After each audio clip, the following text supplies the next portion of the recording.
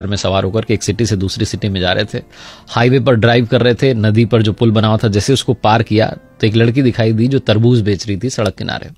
बच्चे ने जिद की वाटरमेलन चाहिए, तो इन्होंने कार को साइड में रोक दिया।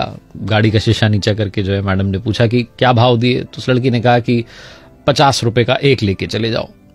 तो ये जो मैडम थी मोल भाव करने लगी कि 30 रुपए, उससे ज्यादा नहीं। वो बच्ची कहने लगी कि आप गजब कर रहे हो, आपने तो 30 रुपए बोल दिया।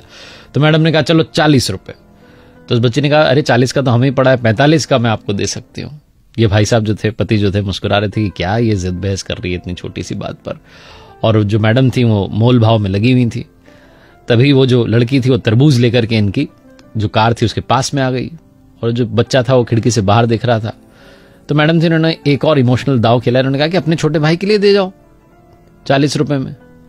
तो उस बच्चे ने कहा अरे वाह कितना प्यारा बच्चा है, क्या नाम है इसका?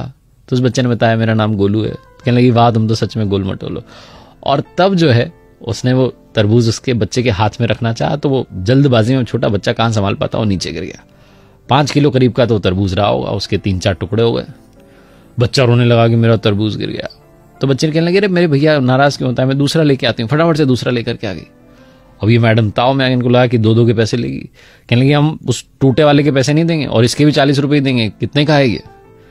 उस बच्ची ने कहा, जो लड़की बेच रही थी तरबूज की, मुझे तो आंटी जी कुछ चाहिए ही नहीं, मैं तो अपने छोटे भैया के लिए लेकर आई हूं, मेरी ओर से तोहफा है इसके लिए। तो कहने लगी नहीं तुम पैसे तो लो। जो पतिदेव थे भी मुस्कुराकर कहने लगे कि अरे तुम 100 रुपए लो दोनों तरबूज के, टेंशन ना लो। उस बच्चे ने कहा नहीं मैं अब पैसे नहीं लूंगी, आपने कहा ना मेरा भैया है, भैया से पैसे थोड़ा ना लेते हैं। तो ये जो मैडम थे उन्होंने कहा कि अरे ये तो मैंने ऐसे ही कह दिया था, तुम पैसे ले लो। उस छोटी सी लड़की ने जीवन का सार कहा। उसने कहा कि मेरी माँ कहती है कि रिश्तों में नफा नुकसान नहीं देखा जाता।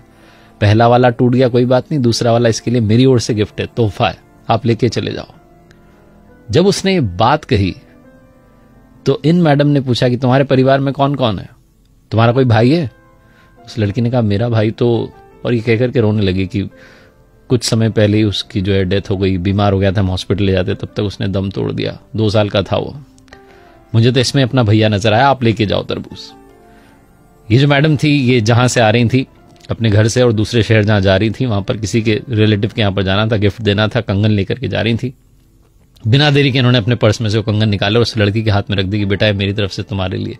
वो लड़की कहने लगी कि अरे तरबूज के बदले ये? तो इन्होंने कहा हाँ बेटा, रिश्तों में नफा नुकसान नहीं देखते, तुमने इसको अपना भैया माना, मैं तुम्हारी माँ हुई, मेरी ओर से तुम्हारे लिए, अपना ख्याल रखना और सबका ख्याल रखना। ऐसा बोलकर के इन्होंने गाड़ी आगे बढ़ा ली। जो पतिदेव थे मुस्कुराते हुए जा रहे थे कि कैसी है मेरी पत्नी, भी थोड़ी देर पहले 10-20 रुपए के लिए मोलभाव कर रही थी और अब इतने महंगे कंगन ऐसे ही देकर के आ गई। इमोशंस भी क्या चीज होते हैं। और तभी इन्हें याद आया जो उस लड़की ने कहा था कि रिश्तों में नफा नुकसान नहीं देखते। बिना देरी के इन्होंने अपने बड़े भाई को कॉल लगाया और बोला कि अरे वो वाला प्लॉट आप रख लो, वो बाजार की दुकान आप रख लो, मुझे नहीं चाहिए, मैं कोर्ट में जो मुकदमा किया हुआ है वापस ले लूंगा। बड़े भाई साहब कहने लगे तुझे क्या हो गया अचानक?